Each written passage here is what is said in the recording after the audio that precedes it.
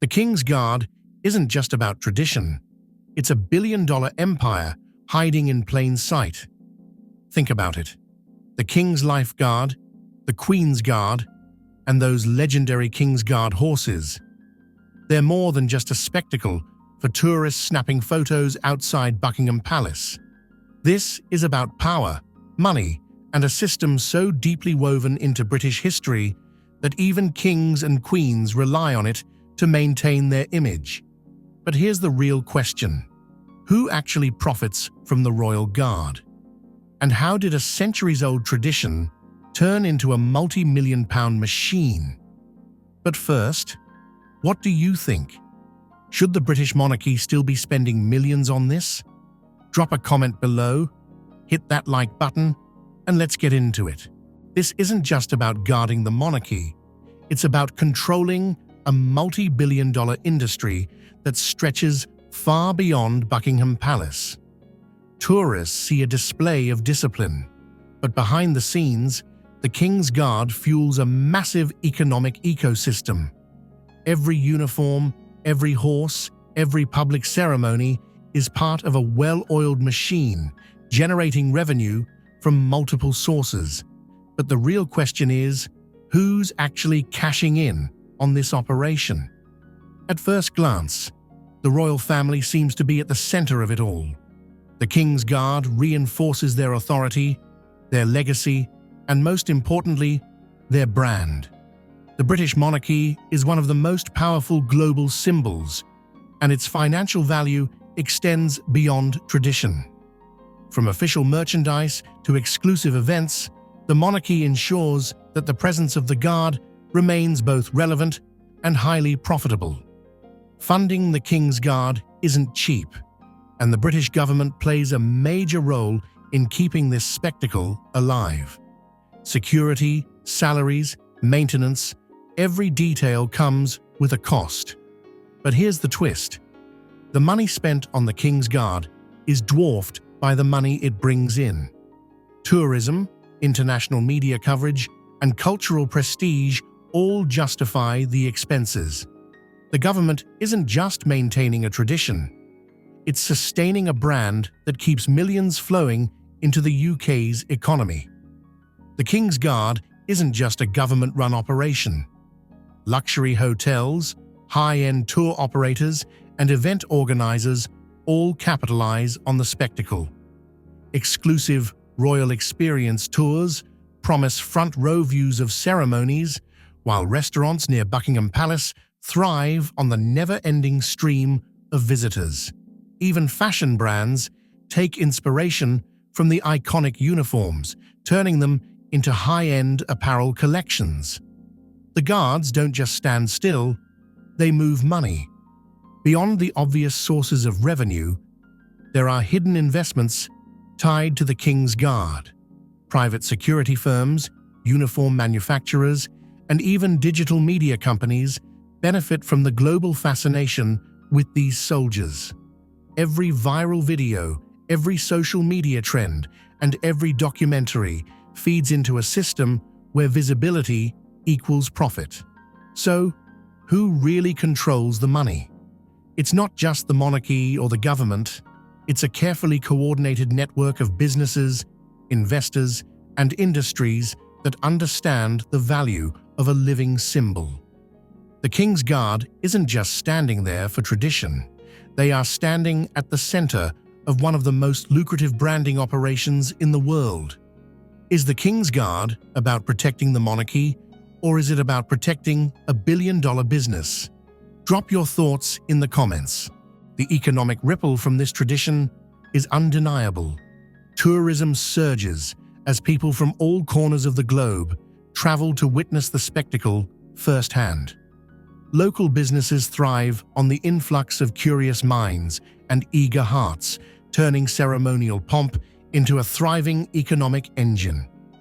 It's a bold reminder that history, when celebrated, has the power to uplift modern communities and inject vitality into the local economy. Yet, this tradition raises a provocative question. Can a practice steeped in centuries-old customs justify its billion-dollar price tag in a modern world hungry for innovation and efficiency? When funds that support this ceremonial marvel could be allocated to pressing contemporary needs, the debate intensifies. It forces us to evaluate the tangible and intangible returns that such a cultural institution brings to society. Delve deeper into the impact beyond the economic figures. The Guard's impeccable routine and steadfast poise instill a sense of stability and continuity. In a rapidly evolving world, this consistency becomes a rare anchor, an assurance that no matter the changes around us, some values remain unshaken. This is not just about dollars and cents. It's about fostering a collective identity that unites a nation. Imagine the alternative, a society where cultural symbols fade into obscurity, replaced by fleeting trends that offer instant gratification but little substance. The King's Guard challenges us to reflect on what we value. Their silent, dignified presence becomes a living classroom on the importance of tradition, discipline, and the strength of communal heritage. The discussion doesn't end with economics or aesthetics. It reaches into the heart of national identity. This tradition is a mirror reflecting the struggles and triumphs of a people. It's an ongoing dialogue between past and present, where each measured step of the Guard carries echoes of history and hopes for the future. The debate becomes not just about financial costs, but about what it means to preserve a collective spirit in challenging times. Consider the undeniable magnetism of cultural storytelling.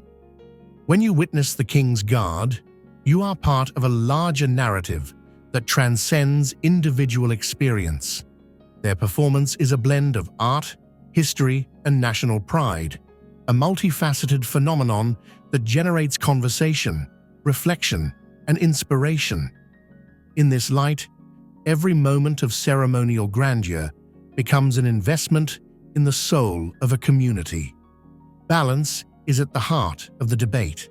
On one side, the undeniable economic benefits, tourism revenue, job creation, and a boost to local commerce. On the other, the priceless value of maintaining traditions that have shaped a nation's identity over generations. This interplay forces us to ask, what is the true cost of losing a part of our heritage, and can monetary metrics fully capture the essence of cultural legacy? Reflect on your own experiences of encountering history in its most authentic form. Whether it's the quiet pride of standing before centuries-old monuments or the vibrant energy of cultural festivals, these moments remind us that value isn't always measurable in banknotes. The King's Guard serves as a living reminder that while the economy might thrive on quantifiable returns, there is an intangible wealth in preserving what makes us unique.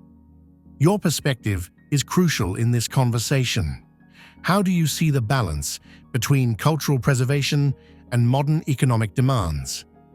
Does the splendor and discipline of the King's Guard offer a return on investment that transcends mere numbers, or is it a tradition that needs to evolve with the times? The dialogue is open, and every thought adds depth to this multifaceted discussion. If this exploration has sparked your curiosity, share your insights in the comments below. Let's uncover together whether the legacy of the King's Guard can justify its enormous investment and continue to enrich our cultural and economic landscape. Hit that like button if you believe in the power of tradition, and subscribe for more thought-provoking conversations that bridge the gap between history and modern life. Your voice is the heartbeat of this journey, and every comment fuels a deeper understanding of our shared heritage.